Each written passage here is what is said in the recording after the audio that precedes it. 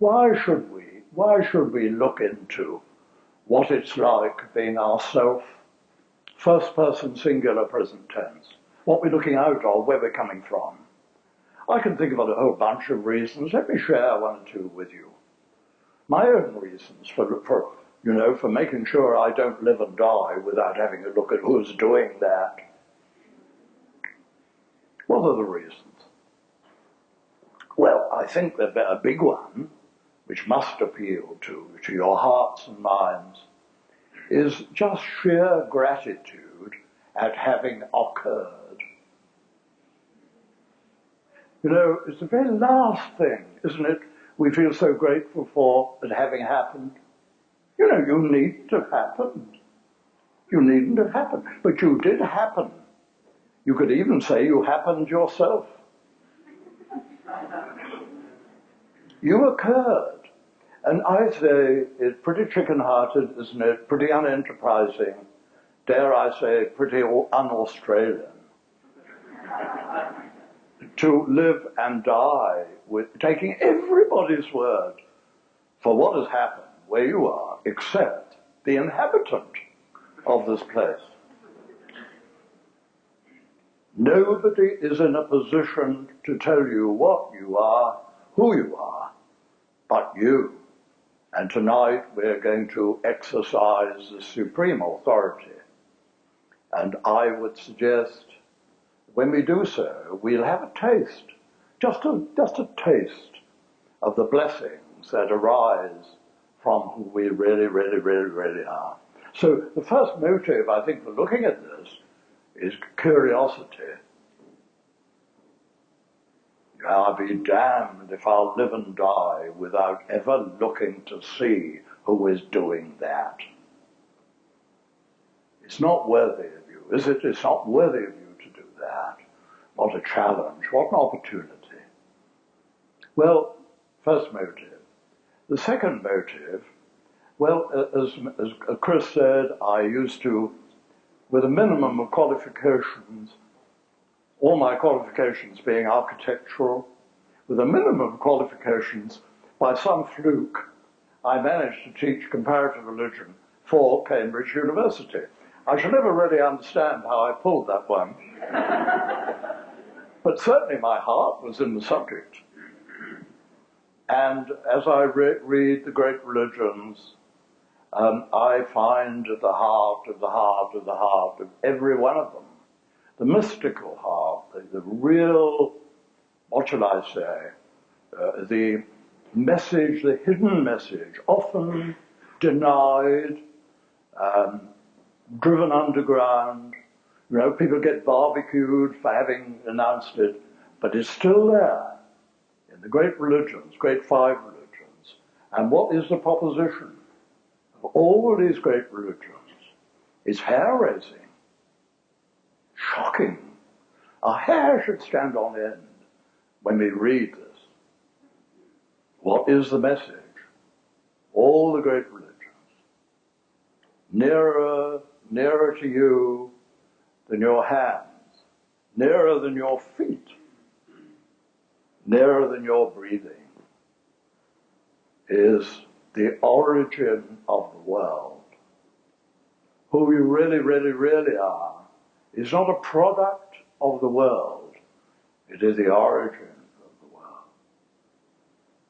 The Upanishads said, the Buddhists said, the Taoists said,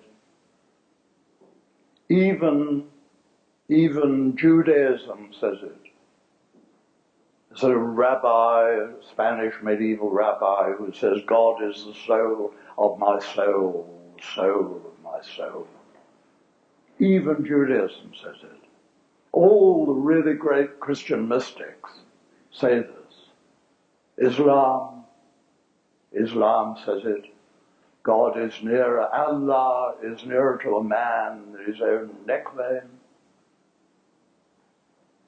Don't let our lives go by without checking this out. If it's rubbish, let's junk it. If it's true, let's take it seriously and do something about it. Who you really, really, really are, they say, It's not a product of the world, it's the origin of the world. I think we have to be humble enough, enterprising enough, truthful enough to check up on this. It takes a lot of humility to be as great as you are, paradoxically. Can we bear this greatness? Well, I think we'd better if we have any self-interest. They say that nearer to you than all else is the eternal awakeness, awareness, reality from which all flows.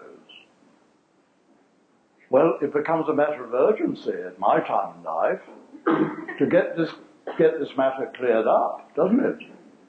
I mean, I look in my mirror, and I've been looking at this guy in the mirror for 82 years.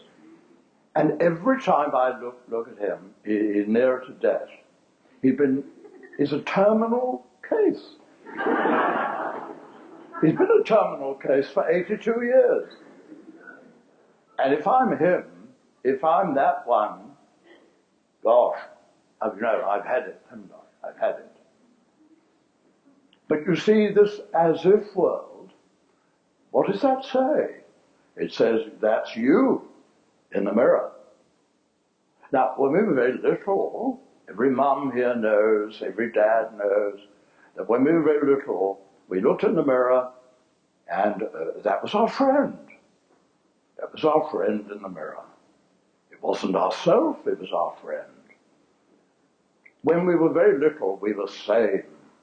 Sane, and we told the truth. And there was our little friend in the mirror. And then we grew up, and they kept telling me, that's Douglas, that's you. I bought into that one, you know.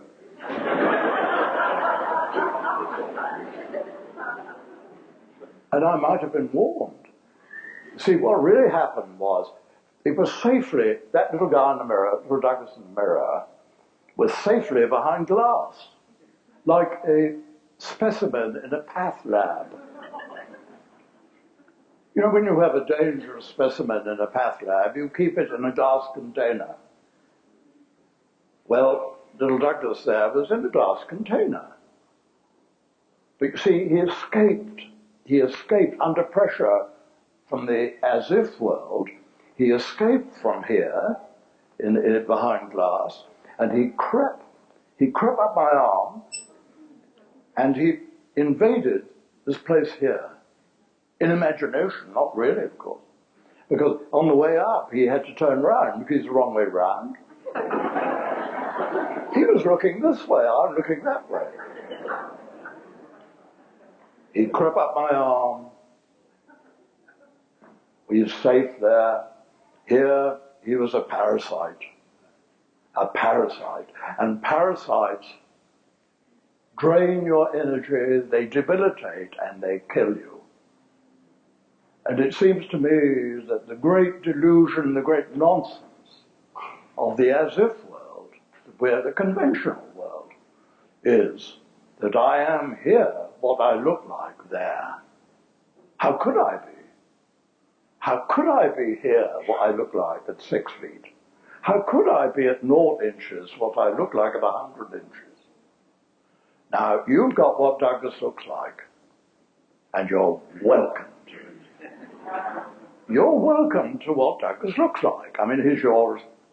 Well, I don't know. You're burdened with that guy at the moment. And you've got what I look like, and I swear to you, cross my heart, that in every respect I'm the opposite here of what I look like to you. And what is the great human conventional nonsense and ridiculousness? It is to say I am here what I look like over there. And that's suicide.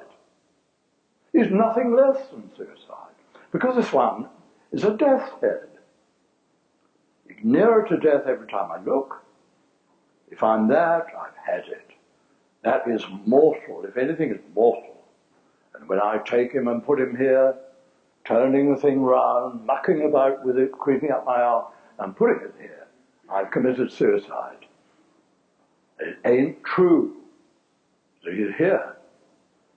So I suggest all of us go back from this meeting and look in a mirror to see what we are not like. Thank God. Look in the mirror, thank God I'm not like that here. It's a killer to be like that. It's a killer. And everybody knows. I mean, their hearts, our minds and hearts, respond to this message that you are not what you look like. You are not what you look like. What you look like is very marvelous, and I'm enjoying it tremendously. But you see, it's on the way out. It's a temporary thing.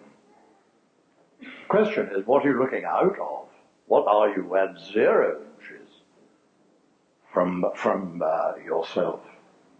And the great religions say that nearer to you than all else is the origin of the world. You know, there's a very, very beautiful passage in the Quran. Beautiful, beautiful passage. Not too well known, I think. It says, man is like a mirage in the desert. You go up to him, and where you thought there was a man, you lose him, and you find God. Man is as a mirage in the desert. When you go up to him, you lose him. And where you thought there was a man, there you find God.